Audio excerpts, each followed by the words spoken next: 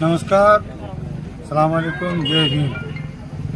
महामानव डॉक्टर बाबासाहेब आंबेडकरांनी छत्रपती शिवाजी महाराजांना अभिवादन करून आज आम्ही घर टू घर प्रचार फेरीचा आजचा दुसरा दिवस. काल मुजावर कॉलनी, शांतीनगर, खराडे कॉलनी पूर्व हा भाग आम्ही काल घर टू घर लोकांच्या घरी जाऊन त्यांना भेटून त्यांचा आशीर्वाद आणि त्यांच्या समस्या समजून घेतल्या. आज प्रचार फेरीचा आमच्या घर टू घरचा दुसरा दिवस. आम्ही रेटेकर कॉलनी, गाय मंदिर परिसर, विठ्ठल मंदिर आणि पुढे डवरी वस्तीपर्यंत आता आम्ही या घर टू घर प्रचाराच्या या दुसऱ्या दिवशी घर टू घर पोहोचत आहोत. लोकांचा प्रतिसाद खूप चांगला आहे. आदरणीय पी डी पाटील साहेब यांचं विचार आणि बाळासाहेब पाटील आणि राजेंद्र सिंह यादव यांच्या कार्याचा ठसा इथं लोकांच्या दिसून येत आहे. आम्ही गेली जी 14 वर्ष ह्या भागासाठी काम केलं त्याचा आम्हाला पोचपावती मिळत आहे, लोकांचा आशीर्वाद मिळत आहे, लोकांचा खूप मोठा प्रतिसाद मिळत आहे.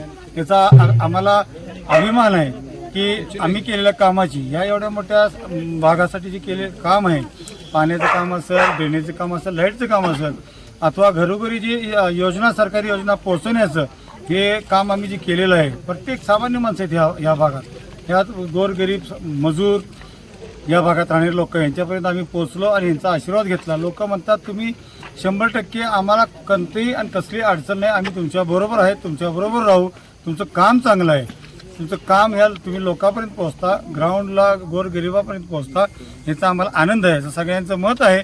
आणि सगळ्यांनी सांगितलं आम्ही वन साईड म्हणलं तर वन साईड तुमच्यासाठी अहोरात्र काय. मेहरबान, तुम्हाला ही आपल्या मार्केट यार्डाच्या कडेनं जी घरं आहेत त्यांच्यासाठी पुनर्वसनासाठी तुम्ही काय कराल?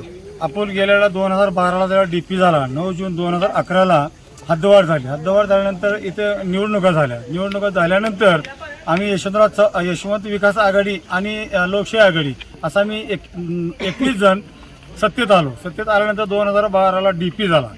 डीपी करतेवेळी आपण 4 एकर जमीन आपलं अष्टविनायक शिक्षक कॉलनीच्या पुढं आरक्षित केलेली आहे, जेणेकरून हा आपला झोपडपट्टीचा माझ्या बंधू भगिनीचा प्रश्न मार्गी लावा यासाठी प्रयत्न करून डीपीमध्ये 4 एकर जागा आरक्षित केलेली आहे. तिथं आपण झोपडपट्टी पुनर्वसनाचा मागे एक आपण प्रयोग केला होता. काही कारणास्तव थोडंसं ते लांबलं गेलं. नंतर त्याचं टेंडरही झालं होतं, तोही थोडंसं थांबलं गेलं. कारण त्या स्थलांतरित लोकांना घरं बांधून होण्यापुरतं आमची मागणी होती की त्यांना कार्ड द्या किंवा जे लोक आहेत त्यांनाच घरं मिळावी, ज्यांच्या नावावर दुसऱ्यांनी काहीतरी गोंधळ किंवा असं होऊ नये म्हणून. तर त्यासाठी आम्ही 4 एकर जागा आरक्षित केलेली आहे आणि भविष्यात 100% ही बोलणं नाही करूनच दाखवणार. त्या पैशाने ह्या लोकांचं पुनर्वसन चांगल्या घरात 160 स्क्वेअर मीटर जागा न देता आमची सरकारला विनंती आणि मागणी आहे की लोकांना मोठं घर मिळावं. यासाठी आम्ही 260-70 स्क्वेअर मीटरपर्यंत जागा मागितलेली आहे. त्या आमच्या शासनाच्या आणि नगरपालिकेच्या ठरावातून आणि आमची ज्येष्ठ मंडळी आमदार बाळासाहेब पाटील, सुभाष काका आणि राजेंद्रसिंह यादव सर्व मंडळी बसून ते ठरवतील आणि निश्चित म्हणजे बोलणे नाही करणारच या झोपडपट्टी रस्त्यांचं पुनर्वसन होणारच. नमस्कार, मी सुप्रिया तुषार खराडे, प्रभाग क्रमांक 15 मधील अधिकृत उमेदवार आहे. तर आपण या ठिकाणी ज्या काही समस्या आहेत त्याचं निराकरण बऱ्याच योग्य पद्धतीने करण्याचा विचार हा आमचा आहे आणि तो काही प्रमाणात गेल्या पंचवार्षिकमध्ये हा केलेलाच आहे. आणि इथून पुढेही मतदार बंधूंनी आम्हाला एक संधी द्यावी आणि त्याचं आम्ही सोनं करून द्यावं असा विचार आमचा आहे. आता या झोपडपट्टीचा विषय घेतला तर त्यांना पाणी कनेक्शन म्हणा किंवा संडासचा त्यांचा शौचालयाचा प्रश्न होता, तोही आपण चांगल्या पद्धतीने मार्गी लावलेला आहे. आणि त्यांचा म्हणजे जीवन जे आहे ते रोजगारावर चालतं, त्यामुळे त्यांना बांधकाम कामगार योजनेचा लाभ देण्याचा आमचा ध्यास आहे, प्रयत्न आहे आणि त्यांना हा कामगार योजनेचा लाभ हा देणारच अशी मी तुम्हा सर्वांना ग्वाही देते आणि थांबते. धन्यवाद. जय भीम, जय शिवराय.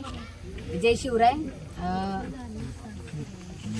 मी योगिता देवानंद जगताप, नवीन उमेदवार आहे. मला सगळ्यांनी संधी द्यावी. जसं की आपल्या सुप्रियाताई व अख्तरबाई म्हटले की आपला झोपडपट्टीचा जो प्रश्न आहे की गोरगरिबांना घरं मिळावी, त्यांच्या काय समस्या असतील त्यांचे प्रश्न असतील, मी ह्या दोघांबरोबर त्यांच्याबरोबर सक्रिय राहील.